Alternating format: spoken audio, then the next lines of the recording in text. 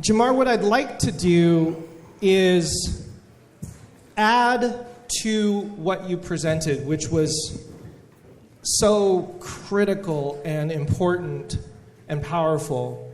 I'd like to add the other element of your book, which is the question of Christian and theological complicity with the entire journey. Mm-hmm. And part of what you wrote about are the various ways in which Christian leaders and evangelists throughout America were using rhetorical or even attitudinal posture. They didn't have the will, as you were mentioning. And so I'd kind of like to hear a little bit more about how has complicity, if you can sum up portions of your book, how has complicity been found in the teachings and the posture and the structures of the institutional church? Good, yeah. We can point to particular doctrines, right? So I'm most theologically familiar with Southern Presbyterianism, of all things, and they have a doctrine called the spirituality of the church, which says that the church's mission is primarily ministerial and declarative, and the church is the keeper of the gospel. And so the idea is that Christians' main job and the main way they change the world is by evangelizing and through conversion, individual conversion. The flip side of that, the extension of the spirituality of the church, says the church doesn't get involved in political or civil affairs. The problem with that is they're very selective about what they deem political or civil affairs. So when it came to issues in the 20th century like prayer in schools or reading the Bible or abortion, those things are enshrined in legal policies, and yet conservative Christians had no problem lobbying, advocating, getting involved in the political sphere. The line tended only to be drawn when it came to issues of racial justice. So all of a sudden, the church is involved in all these other ways. You can think of prohibition. You can even think of churches in the South lobbying for the preservation of slavery. But then when it comes to racial justice, no, we can't. We're a spiritual institution. We can't get involved. Is the question the way it shows up in theology? Is that your question? Sure. I think there are that's one of the theological premises, is that what's most important is our spiritual being, but not necessarily our physical, social, or political being, right? Right. So that's a theological point. There's also a missional aspect. You write about Billy Graham in your book, which I thought was really telling, because there were portions of Billy Graham's ministry that seemed to break down these racial barriers. Mm-hmm. But yet there were other teachings and other postures of Billy Graham that were complicit and didn't push because of this missional perspective. So share with us a little bit about that. Let's talk about Billy. Let's talk about it. Literally the figurehead of white evangelicalism for half a century, right? And his story about where he positions himself theologically is very interesting, because he's quite explicitly in his ministry saying he's not a fundamentalist. You can think of like Bob Jones as sort of the fundamentalist, the example there. And then he does these things. Like in 1953, he pulled down the rope separating black and white people at one of his rallies, and he said, if you put that back up, I'm not speaking. And then in 1959, he had MLK pray before one of his rallies. But by 1963, as the civil rights movement has progressed, as demonstrations are happening, as King is not backing down, all of a sudden he's saying, well, he needs to pump the brakes a little bit. And then Billy Graham is literally in the Oval Office with presidents from the 1950s onward. He never explicitly supports any particular president until Nixon. They were buddies. They were about the same age. They were friends in a social sense as well. And so on one hand, it makes sense because he knew him. But on the other hand, when you look at his politics, Nixon's politics, it's very troubling from a racial standpoint. So you have Nixon and other political conservatives touting this phrase, law and order. which is dog whistle. It's code for cracking down on black people who are rising up mainly in urban uprisings. And that's sort of the stance. And then later in life, Graham is reflecting on his racial legacy. And he says, I wish I would have marched at Selma. I wish I would have been a part of some of those more public demonstrations. So that's another lesson, too. There's change over time, right? People aren't just stuck in a moment. None of us want to be labeled for one of the things we did. But people hold up, especially when Graham died not long ago, hold him up as this sort of paragon of a Christian leader who was out front in racial justice. And at best, he wasn't as bad as other people. I just don't want to overdo that. And his audience remained throughout his entire career, mainly, although he went all over the world, but his ardent supporters were not only white evangelicals, but politically conservative white evangelicals as well. If you don't mind me asking a little bit more personal question, the question I actually asked you last night, which is you are trained in Reformed theology. You went to Reformed Theological Seminary. You got your master's divinity in that way of thinking about Christianity. My question is, first of all, what is Reformed theology, maybe for those who are a little bit unfamiliar with that particular construct? You also then have done this incredible historical and theological work through these theological lenses, exposing the complicity through these theologies and through these teachings and through which are deeply embedded in these denominations. Where has that taken you personally in your faith, in your theology, and how you think about God and how you think about the church and all of those things? So I speak of the stuff I know about because I've been through it. Not every black person grew up in a black church. I didn't even grow up Christian. And much of my background when I became a Christian was in these white evangelical and Reformed circles. Part of that, this is a whole other history, but in the mid-2000s, the sort of resurgence of Christian hip-hop and a lot of those artists being influenced by Reformed theology as well. And so that's kind of how it starts to permeate some different circles, especially among people of color. But Reformed theology, in brief, it's a term that comes from the Protestant Reformation. One of the main figures in Reformed theology is Calvin, so sometimes people emphasize the Calvinistic part of it. But it focuses on the sovereignty of God, the centrality of God, very high priority on exegesis and rightly dividing the word of truth. It's a very intellectual, heady, European type of tradition, which I didn't know all that when I first started learning about it. And so what happened first with Trayvon Martin, and then you start seeing sort of white Christian evangelical responses to that murder, and then amplified with the killing of Mike Brown and the advent of the Black Lives Matter movement. And then you had this slew of cell phone videos of black people getting killed by law enforcement. And Charlottesville, which today, August 11th, is the 2-year anniversary of the first day of that rally. Tomorrow, August 12th, is the day the white supremacist rammed his car into the crowd and killed Heather Heyer. All of that stuff sort of was an awakening for a lot of people, black and white and everyone else, about not just contemporary responses, but also the ways theology has been constructed in some ways that kind of reinforces this racial status quo. A book I've always recommend is Divided by Faith by Michael Emerson and Christian Smith, which really unpacks how white evangelicals think about their theology in very individualistic terms. Westerners in general were very individual, but they show that white evangelicals are even more individualistic than typical.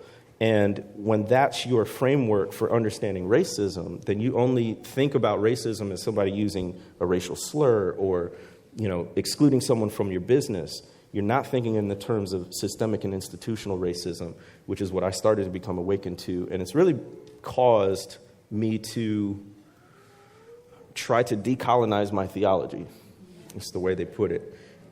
It's very Eurocentric, white-centric kind of way of thinking about the Bible. And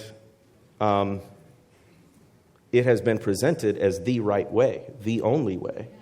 And what I'm discovering is that, no, there are a lot of other people as we read the Bible as believers in community, and we can learn from folks who are in different locations, socially, politically, economically, all of those things. Yeah. I don't know if you can get more specific, because I completely agree. You cannot read the Bible or have any particular theology without having some sort of cultural framework by which you're viewing that. And the vast majority of the training that I got was also through a European, very white-centered, Western, individualistic mindset theology. Can we narrow it down to something more practical? Because as I'm going through that process too of trying to deconstruct that and go, wait a second, that's not in there. That was never what Jesus and the disciples originally meant, etc. Are there still persisting theologies today that you see that are continuing in the complicity? What are those theologies? Because I would like to know if I'm teaching those as I'm going through my process of trying to... If you're having me at your church, you're probably not. Okay. But I'll go back a little bit in terms of the decolonizing and just give a concrete example. When I was in seminary, and really all through my theological education, formally and informally, James Cone was presented as a heretic, basically. If they talked about him in an academic setting, it was to say what he got wrong. And I believed it, I mean, in the sense of, like, I trusted these people who had degrees, etc. But when all this stuff started happening in our nation and around the world, and I had to re-examine the faith I had been taught, and I went and read The Cross and the Lynching Tree for myself, I was like... wow. I mean, like, wow. His diagnosis, the description, the comparison and the analogy was not just provocative theologically, but it was soul-stirring. Yeah. And in a sense, I felt robbed. Yeah. Why did you keep this from me? And then, obviously you don't have to agree with everything in his theology, but who is that? Whose theology do we agree with everything, right? Like Jesus, that's it. So why don't we make those same qualifications for these white Europeans like Jonathan Edwards, who owned slaves?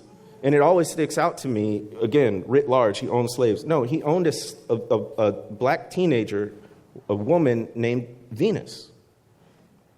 And he's held up as some call him America's greatest theologian. I'm like, he's got something wrong in his theology if he thought he could own a person. But that's hardly ever stated in many academic circles. The question, though, that you posed, secondly, are these sort of ideas being promulgated present day in theology? Yes, but in subtle ways. I mentioned it in the presentation, but white Christian nationalism is a theology that conflates race, religion, and this form of patriotism, and it baptizes it with the Bible, right? So that gun rights aren't just civil rights. They are God-ordained rights. This is the way God wants us to protect ourselves, and they make the leap to say that means I can own as many guns as I want. And any efforts to change those laws or curtail those rights is not just a violation of what I perceive as my civil rights. That's actually going against what I believe about the Bible. The Civil War was not just a battle about the institution of slavery. It was a battle over the Bible and over biblical interpretation, so that people used a theology, a form of theology, to justify lifelong perpetual bondage based on race. And you can sort of see echoes of that throughout time, particularly in the ways that we baptize some people really conservative political and social stances and say, this is what the Bible says, not just this is how I've learned or interpreted it. And it's often done in isolation from not only other people, but particularly marginalized people. Okay, so help us. You might have mentioned it. First of all, James Cone, Crossing the Lynching Tree, is a phenomenal move in this direction of re-theologizing the stories that we've been told. But can you give us a quick summary of then, what does the Bible say? Like, as Christians, as followers of Jesus, in light of this racial history that we have, what theology, teaching, posture do we actually now put in place that we actually teach? Yeah. And maybe we're building off of like James Cone. We've also talked about the image of God in everybody. Are there other things that we can actively pursue from a faith perspective and a teaching perspective, from a biblical perspective, that actually pursues racial justice in both the very real terms in which we presented, but also very true and real in our biblical and faith tradition?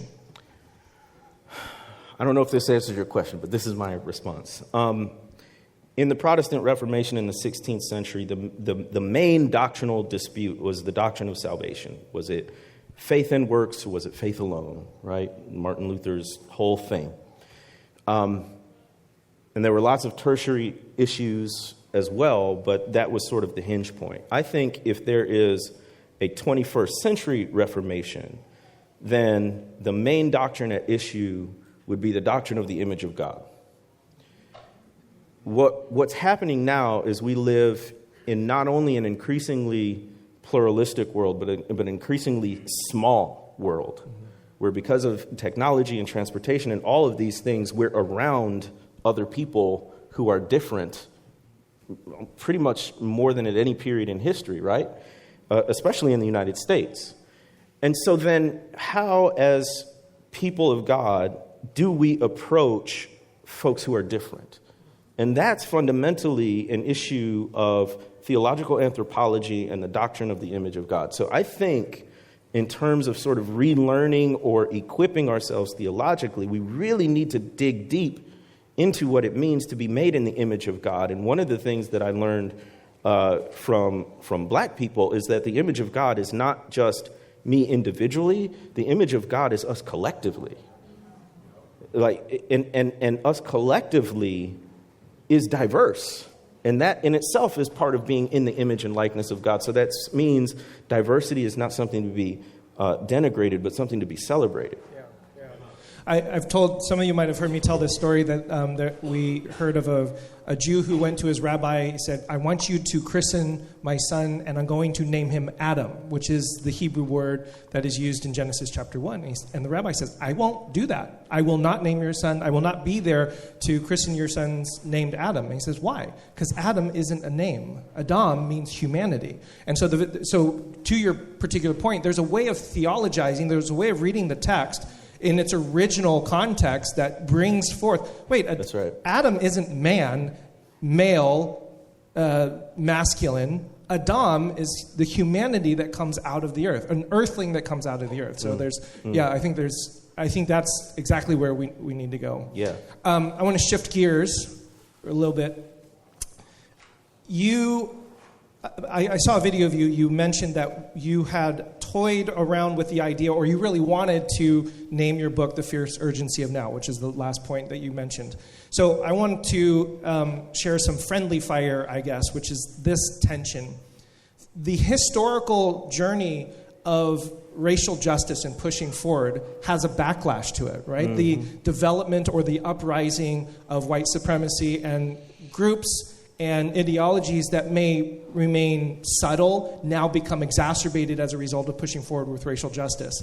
So there's two parts to my question. How do you navigate the fierce urgency of now with a social reality that we're even experiencing today, that you push forward with racial justice to face the opposing reality have a resurgence? Mm-hmm. So help us navigate that.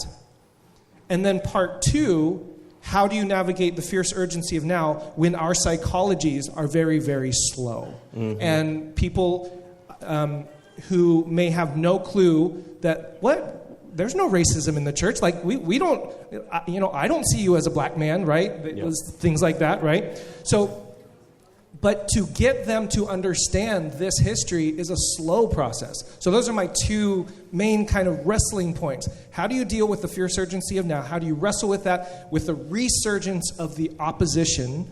And how do you manage that? And then when you're having conversations, especially these beautiful people that have showed up today, the vast majority of them are here because they believe in it, but they're going to have conversations with people who don't. Mm-hmm. They're going to have conversations with people who are like, why did you go to that thing? Why did you have that speaker? Why was that important? There's no, we're not a racist church. Yeah. These things, but that psychology is going to be slow. So yeah. I know I gave you two big questions, no, that's but good. I'd really love to hear your responses to that. I think one response that sort of gets at both parts is, just to be honest, I think we spend entirely too much time thinking about what other people are going to think when it comes to racial justice especially. So, of course, you can count on a backlash or a negative reaction if you assert the dignity of all people, particularly along racial and ethnic lines. That's going to happen. But I read somewhere that blessed are the persecuted, right? Those who are persecuted for righteousness' sake. Like, this is what we signed up for. There's no other, in a fallen, broken world, there's no other way to do it, where you assert righteousness in whatever sphere and you don't expect pushback. Like, that's just, it comes with the territory in anything, in a personal relationship, in racial justice, whatever it might be. So that's part of what it means to bear the cross daily, is when we sign up with Jesus, we're signing up to walk that path of suffering and crucifixion for righteousness' sake. So, we can't, as believers, let that stop us, obviously. The second part of the question, that it's a slow process, to me, humility is everything. So if there's someone who doesn't get it, but they're willing to listen, or they're willing to meet you, you say, read this book, and they do, or watch this movie, and they will, or let's meet and talk about it, and they will. You walk with them as far as they're willing to go. But that's different than the people who just give you the stiff arm from the gate. And they just won't, right? Like, they believe what they believe, and they're not even going to give you a fair hearing. And I had to learn the hard way, to differentiate between those groups of people, and also that the Bible says, go and share the gospel in the towns. But if they don't listen, wipe the dust from your sandals and move on. And that's not giving up on people, like, existentially, I don't like you, I hate you, whatever. That means your heart is not ready yet. And the Bible says is a prayer to remove hearts of stone and give us hearts of flesh. And that's the prayer, right? And in some sense, folks who are there, I don't have the ability nor the desire to make a judgment about how surrendered they are truly to Christ. But as I was telling someone earlier, if I, as a black person, can sit across the table from you and share honestly my experiences, my pain, plus all this history, all this sociology, and all this stuff, and the only thing you have in response is, I don't believe it. Like, to me, that's a form of hating your brother or sister. Because just on a pure human level, you ought to be able to empathize. And the fact that you refuse to do so, how can anyone say they love God but hate his brother or sister? You write, yeah, that's worthy of applause right there.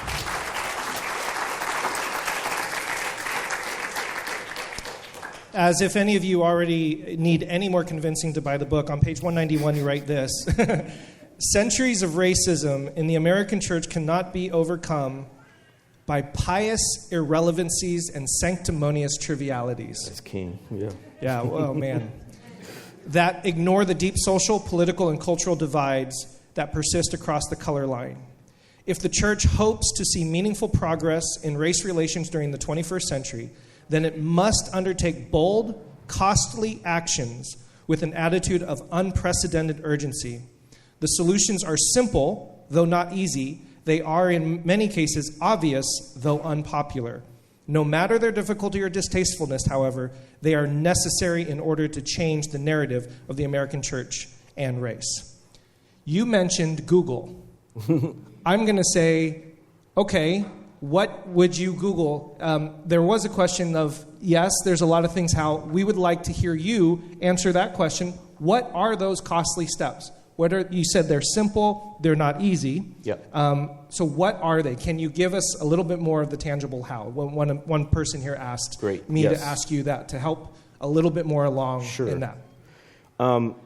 So if you get the book, I'll ruin it for you. No, I won't. The key is all of the entire book is a setup for the last chapter, the fierce urgency of now, because none of it means anything if you aren't moved to action and urgent action.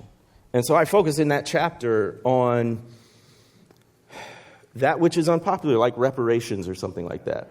But I introduced that chapter by giving you a framework. So again, the most frequent question I get is along those lines, what do we do? And I used to just give sort of a smattering of different answers. Oh, try this, do that, look this up.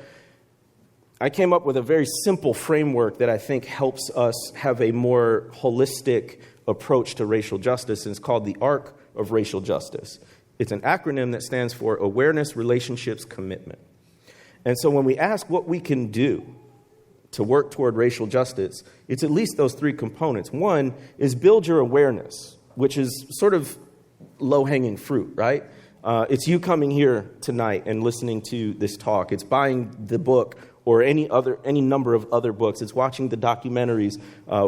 I would highly recommend the latest one by Ava DuVernay, When They See Us, about the now emancipated or exonerated Central Park Five. It is gut-wrenching, but it is really good because it is contemporary. This happened in the 80s, and these folks weren't out till the late 90s. It's really good. So there's a lot of ways we can build our awareness. That's one thing. Like, don't assume that you know what racism is or how it operates or what it looks like in the past or the present. Equip yourself. Secondly is relationships. This is the fact that, to get a little theological, when God wanted to reconcile humanity to himself, he didn't send an email or a tweet. He sent his son, a person incarnate. Why? Because all reconciliation is relational.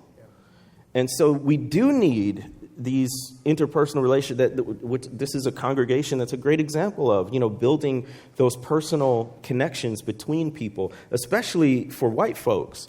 Oftentimes, the only way you start to get a sense of the bigger picture of systemic and institutional racism is through an individual who you know and trust. Because you're not going to believe the liberal media or these professors are out there, but you might believe your friend when they tell you about it. So relationships are incredibly important, but oftentimes Christians stop there.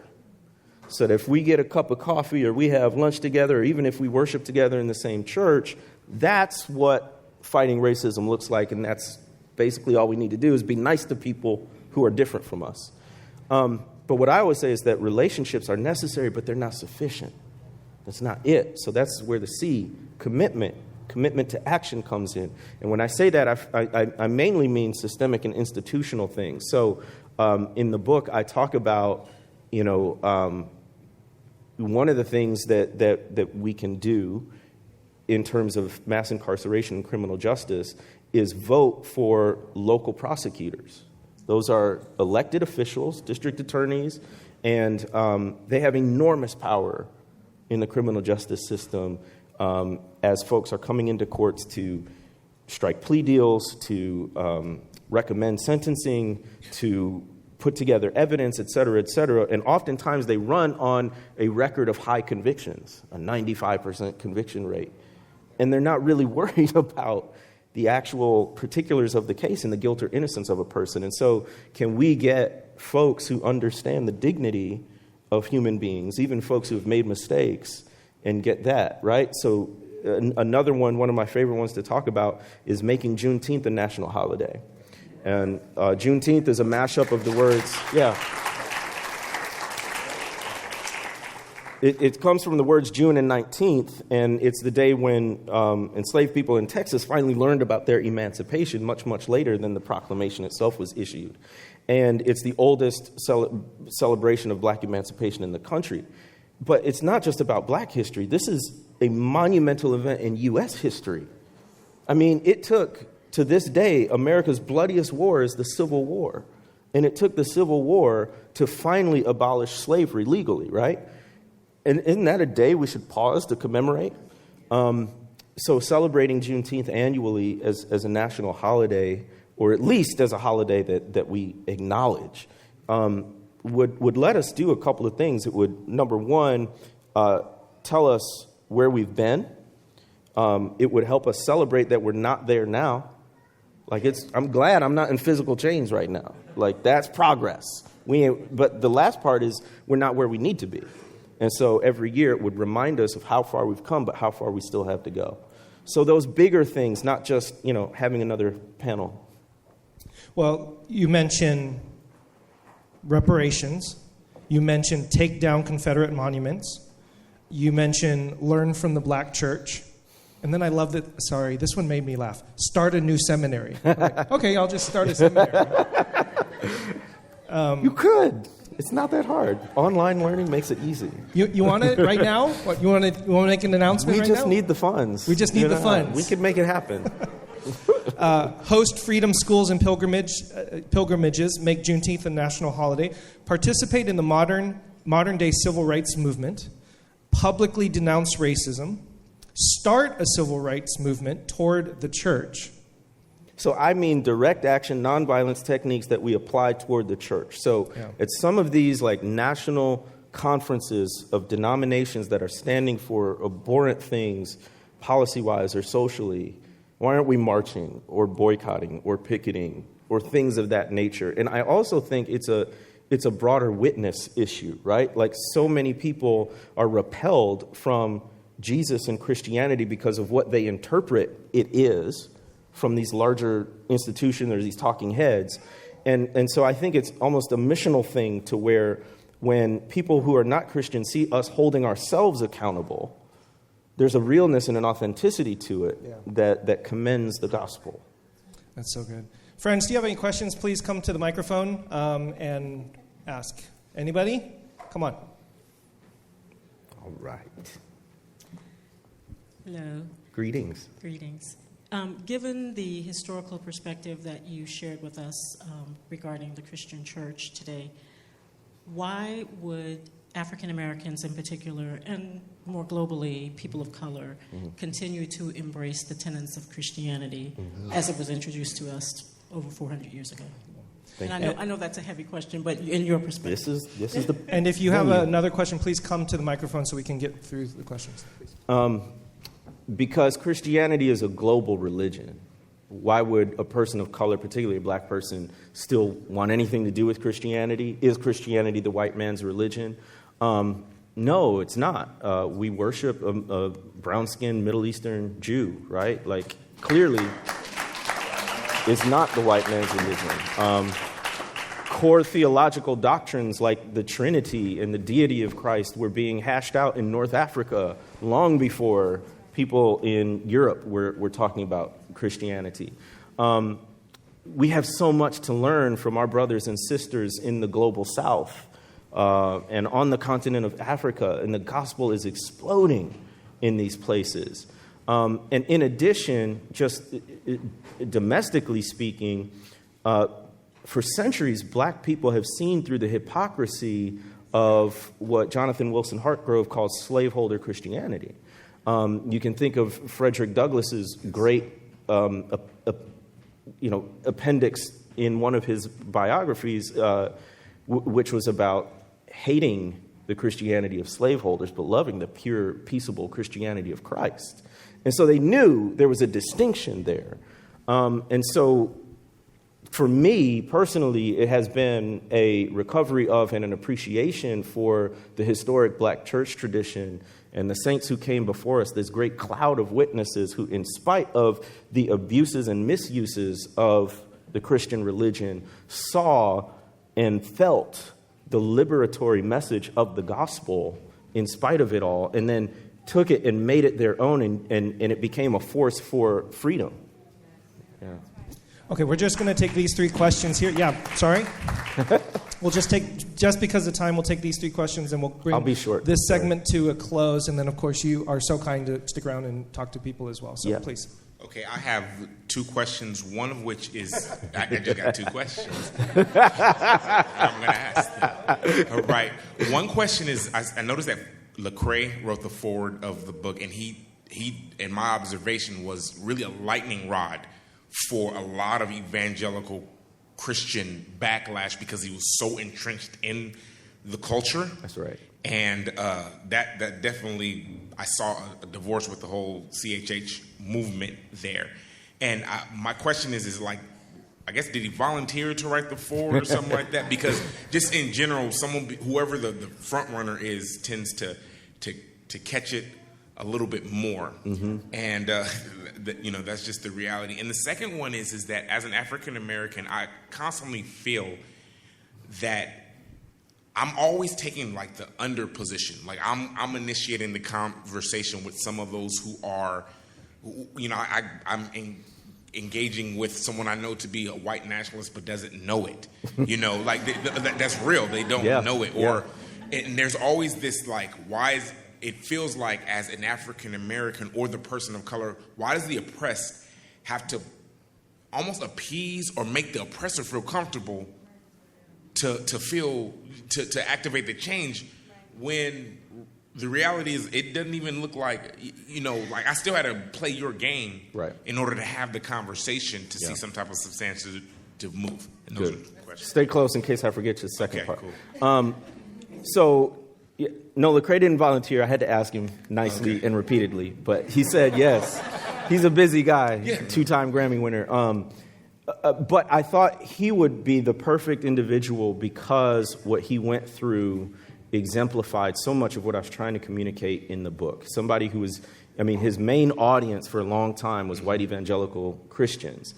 And when he started speaking out about racial issues, and when he tried, this is broader than just that, because early 2011 maybe, he started to shift so that he could speak to the people in his context more directly. And there was a backlash against that because they were like, oh, well, he's not being Christian anymore, et cetera, et cetera. He was meeting people where they are, still the same message. And then it got amplified when he started talking about racial justice issues, right? And then he had to go through a sort of separation. And there's a quote in an op-ed he wrote for the Huffington Post where, it was an interview on Truth's Table, which you should all subscribe to, 3 Black Christian women. It's amazing. Truth's Table. He said he went from doing concerts with 3,000 people to 300. But he knew those 300 were truly about what he was about. And he didn't have to soften it or cater to a crowd that couldn't hear what he was really trying to say. So I was very grateful that he did the foreword. And the second part is, how come we have to appease? Yeah, like as why does the oppressed have to appease the oppressor or make, as much you said, not caring, but there's still a level of making the oppressor feel comfortable just to begin to approach the conversation of reconciliation, and some of it being like actual ignorance and stuff. Like I said, I'm trying to purposely engage the conversation of loving, somebody who I want to choke him. I'm not all the way taken yet. So I do recommend the book White Fragility by Robin DiAngelo. She breaks it all the way down about the sensitivity that so many white people have when you start to bring this conversation up. But I also think, so there's a couple things. One, Black people and people of color really need to be careful about self-care so that you are not going into simply an abusive situation, right? Like there's a sense in which some of these are toxic relationships, and we need to get out of them. at least take breaks from them, right? So there's a certain amount of wisdom and loving your neighbor as you love yourself. And loving yourself means taking care in these conversations. But there's another sense in which, I'll go back to an earlier answer, we care too much about what other people think. So the civil rights movement was actually about provoking a reaction. It was about demonstrating that in the face of love and reasonable requests and nonviolence, we got met with hoses and dogs and batons and imprisonment. And that was supposed to provoke a moral response, which it did when you saw these pictures of what happened in Selma or of lynching victims, right? And so there's a sense in which that backlash is a sign that you're being provocative in the right way. Now, don't be a jerk. I mean, you can easily be provocative because you're just rude and insensitive. But there's also a sense in which you want people to wrestle and grapple. And usually when it's that sort of negative and pushback response, it's them trying to defend their own self-image as not a racist or not a bad person. But you just got to let them sit with that. You present it, let Jesus work on them, you know. How you doing, brother? Hi, my question was on the topic of reparations, which was brought up a few times. You had mentioned that racism was a symptom of greed, and it seems to follow that then economic disparity would be a symptom of racism. So it feels to me that reparations seem like an economic band-aid to a societal problem of racism and a human problem of greed. So my question is, you mentioned there are different ways you could support, different ways to do reparations. So the question is, why do you support reparations, and how would you go about doing that as a policy? Yeah, great question. So race and class are always intertwined in complicated ways. It's never just one to the exclusion of the other. I'm not an economist, and so this isn't my academic area of expertise, but what I am encouraged by is that there are more and more scholars out there who have plans, actual plans, up to the point where they're actually calculating dollar amounts of what it might look like to give reparations. Even several Democratic presidential candidates have come out in support of study committees on reparations, which we've had them, but for presidential candidates to say that is a huge, huge step. And my support of it is simply that there's no sense in which we can say we've done much about racial justice if we haven't approached the economics of racism. And it's really not just slavery. It's not just what happened in the 1800s. It's the fact that when unions were forming, they excluded black people and other people of color. So you couldn't organize. It's the fact that when promotions were given out, that didn't go to black people. It's the fact that after the war, they were passing out the benefits of the GI Bill with home loans and college loans. That didn't go. So it doesn't have to be, oh, were you a slave? It's just, it can be very local and specific and very contemporary, really.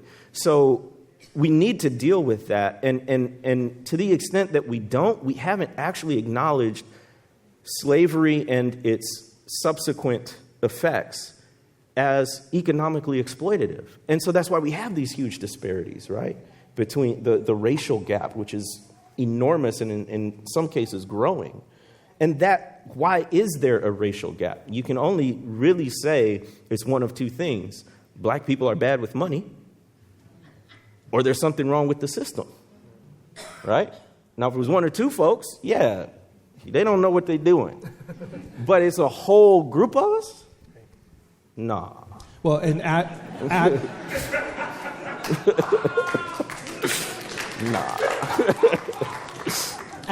to that the compounding disparity of generations, right? Mm-hmm. That's the other piece of the puzzle, is that the further down you go, this just compounds. That's exactly right. Right?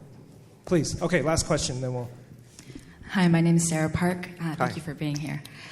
I experienced something really strange recently. I was going to a historically black church for a while, and I observed that as I saw Asian-looking people coming to the church, I was growing wary of them because I wasn't sure what kind of Asian they were, whether they were more the white Asian or a person of color Asian. And I, as a church member, needed to vet them out to see if they were safe. And if they weren't, then I needed to do something about it because I, too, was an Asian-looking body. So I guess my question to you is, when you see an Asian-looking body in the room, does anything register, like hopes or expectations of what you think their role could be? Because I'm an American, too, and I feel like there is something strategic about an entire group of people who can be treated as white people or as black people based on what's convenient in the times. If you see any kind of strategic advantage for my people who look like me, I'd love to know your thoughts about that. Yeah. You took us from 301 to grad school. Wow. First of all, thank you for the humility of that question. Secondly, this is something I'm learning more about, sort of the inter-ethnic, interracial dynamics a little bit more. There's a great post, or the great graphic that was in the Washington Post a long time ago, but it talked about the proportion of friends of different races in your social network there would be. And it mainly looked at white and black people. And it said, in a 100 friend scenario, white people have, I want to say, 91 white friends. And then for black people, it was a bit lower in the 80s. But what stuck out to me is that we had one Asian friend in that 100 friend scenario. So when I see an Asian person, especially in a Christian context, I'm like, hey, will you be my friend? Because this is a part of the body and of God's creation that I don't have access to unless I'm intentional about initiating it. And so going to a black church, I mean, that's a huge step. But I talked about in the presentation the sort of continuum of whiteness. And from what I've learned from brothers and sisters of Asian backgrounds and Asian American backgrounds is they can be the model minority. In many senses, they can be considered a person of color, but not a threatening or an offensive kind of person of color.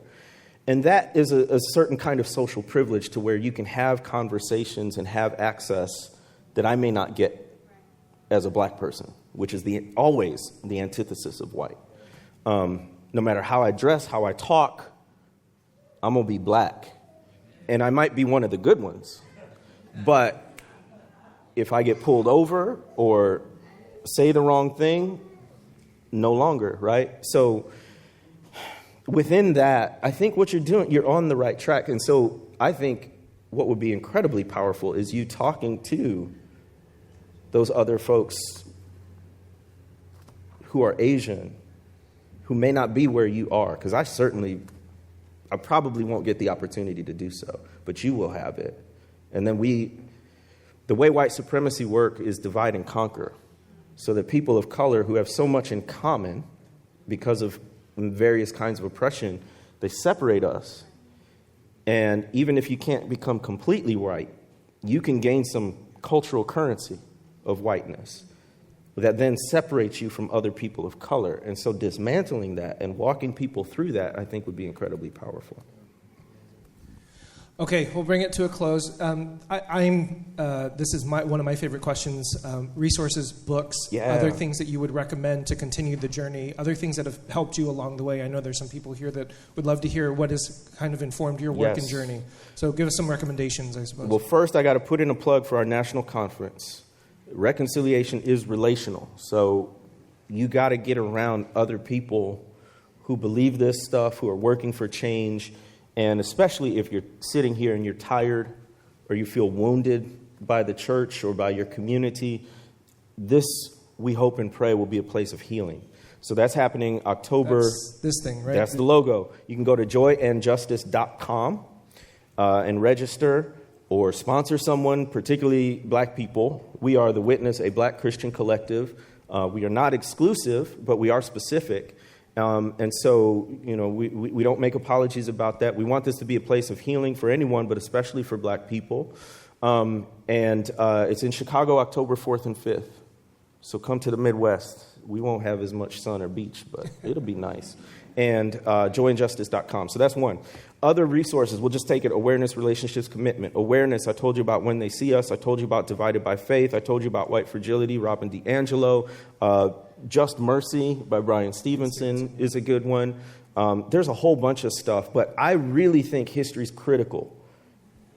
So we live in America, but we're so bad with American history, or even just history in general, right?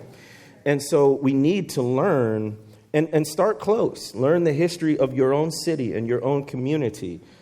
It was shocking to me to just go around where I lived and look at the names of counties and see how many of them were named after Confederates or segregationists or racist. Who is that statue to? Why is it? I was just reading about Terman Park. And they renamed the school because he was a segregationist, but the park is still named after him. So that stuff is here, even on the West Coast, right? And then learning about your own history. There was so much Black history I didn't know as a Black person. And that, it's oftentimes tragic, but it's also empowering, right? So as you build your awareness, focusing specifically on history. Relationally, it's a very different context out here where there's so many different people. And you're interacting in a church like this, you're worshiping together. The two things I would say is, one, make sure that you're living diverse lives, not just on Sunday, but Monday through Saturday, right?